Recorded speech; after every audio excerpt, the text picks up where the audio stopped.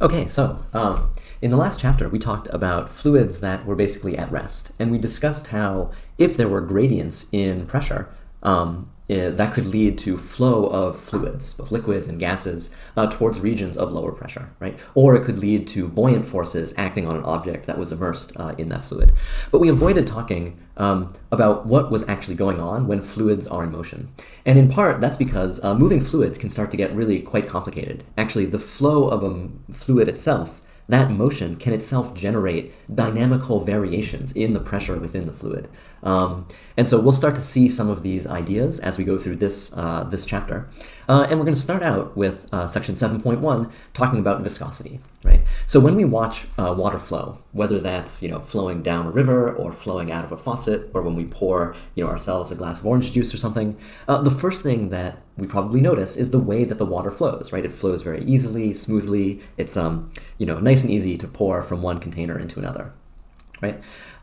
Compare that to, say, something that's much more sluggish, like honey, right? When we tip a jar of honey, or like one of those little plastic bears of honey upside down, it takes a long time for the honey to start flowing. And when it does flow, it does so really sluggishly, and what's going on there?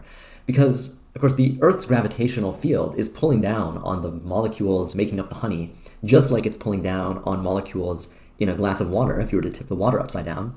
But the response of the honey is so much, slower than the response of the water. What is it in honey that's opposing the kind of downward motion when we're trying to pour it out? The answer is that all moving fluids experience frictional forces within the fluid itself, right? And you can think about this as like the layers of fluid molecules trying to slide past each other. And just when we had two solid surfaces that were trying to be in relative motion, there were frictional forces between those two surfaces. Actually, when you have the flow of molecules past each other, you get frictional forces that try to oppose that relative motion even inside the fluid, right? In the context of fluid flowing, these frictional forces are called viscous forces. So viscous forces are frictional forces that oppose relative motion within a fluid.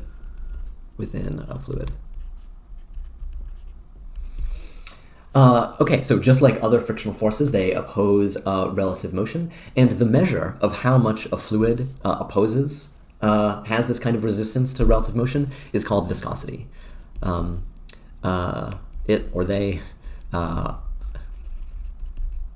They are measured by the viscosity of the fluid. And in this class, I'll often use the symbol, the Greek letter eta. So that's a particularly bad eta. There we go. So we'll say eta is like the symbol that we'll often use to refer to viscosity. It has SI units of Pascal seconds. So a Pascal times 1 second. And just to give you some kind of frames of reference here, some relative numbers, the viscosity, say, of the air at room temperature and at sea level, this is about 2 times 10 to the minus 5 Pascal seconds. The viscosity, say, of water at room temperature, that's about 1 times 10 to the minus 3 Pascal seconds. And what about honey? The viscosity of honey at room temperature is about 10 to the positive 3 Pascal seconds. And I keep saying room temperature because viscosity depends on temperature. And this is something that if you've ever, say, taken a thing of honey and put it in the microwave for a little bit to heat it up, hot honey flows a lot more easily than cold honey does, right? And ultimately this comes down to what are the molecular origins of this viscous force. So as these molecules in the fluid kind of slide past each other or try to slide past each other, they're kind of always transiently forming and breaking these very weak chemical bonds. And particles that have more thermal energy, more internal kinetic energy, say, can break those bonds more and more easily. And so it's easier for them to flow past another another layer of fluid. Okay, so let me give you maybe another physical picture of what this coefficient, the viscosity, is kind of measuring. So, suppose I have a surface, and inside here I have a bunch of honey.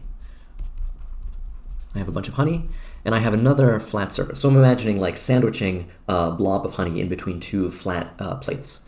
Now, suppose I exert a force on this top plate to try to get the top plate to start moving in the direction to the right in this case. So what's going to happen is as I push on that plate, it's going to try to drag some of the honey that it's in contact with along with it. But there are these viscous forces that are opposing relative motions between layers of honey molecules and other layers of honey molecules. So as I kind of drag this and I get into like a steady state where I'm applying the same force and it's moving, what's going to happen is I'm going to have these like layers of moving honey. And what I'm trying to draw here is like the velocity with which the different layers of honey are moving. Okay, so near the top plate that I'm actually applying the force to, the honey is being dragged basically at the same rate as the plate itself. This whatever I'm applying a force to.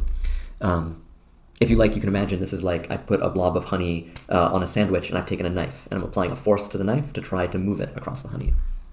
So honey in contact with the knife is moving at the same speed as the knife. Deeper into the honey, it's moving a little bit less quickly, so on and so forth. So what you can think about, what is this viscosity actually measuring, is something like, well, I'm applying some force to the knife to try to get it to move in some direction, and that knife has some surface area. So if I look at the ratio of the force I'm applying to the surface area, that will be equal to this coefficient, this viscosity, multiplied by how quickly the velocity of these different layers of honey are changing as I move from the top to the bottom of this layer of honey. So if I give myself some coordinate systems and I say, to the right is the x direction and up is the, let's call it up the z direction, then the relationship between, the forces that I'm applying, the area of honey that I'm dragging, the viscosity of the honey, and how quickly the different layers of honey actually flow, I have this force divided by this area is equal to a viscosity times how quickly is this velocity changing in the x direction, the velocity of the honey. So here it's big, at the very bottom it's very small. How quickly does that change as I change what height I'm looking at, So as I go from, heights that are near the top of the surface to the bottom, how quickly does this velocity change? Okay. And that's actually the kind of more precise mathematical definition of how you might measure or think about what this viscosity means. If you have a bigger viscosity, then you need to apply a larger force in order to get the same amounts of relative flow within the fluid. Okay. Great. So just to kind of quickly close, let's think about what happens when we, for instance, try to tip a jar of honey upside down. Right. So the honey molecules that are actually, now I've got an upside down jar of honey. Gravity is trying to pull everything down, and presumably there's, I guess this person is holding an enormous cup and they've got very large arms. The actual molecules of honey that are in contact with this cup will typically have some kind of chemical attraction to the glass or the cup itself, and so they really won't move very much. So those molecules of honey aren't moving very much, and honey molecules in the layer next to them, they'll try to start to slide down, but these kind of viscous forces will resist the relative motion of this layer of molecules sliding down, whereas, relative to the layer of molecules against the surface that basically aren't moving very much. Right. So even though, honey in the middle of this jar, this upside down jar, isn't even close to touching the walls of the glass, it still has to slide past all of these other layers of molecules, and these internal frictional forces, these viscous forces that act between different layers of the honey molecules, all oppose that downward motion. Okay. The same thing happens when you tip water out of a jar or move water through a pipe or a hose or whatever. It's just that because the viscosity of water is, 6 orders of magnitude less than the viscosity of honey, we don't notice these viscous forces as much. Nevertheless, we can directly observe their effects as soon as we start thinking about, water flowing through anything. And so we'll see that in the very next section.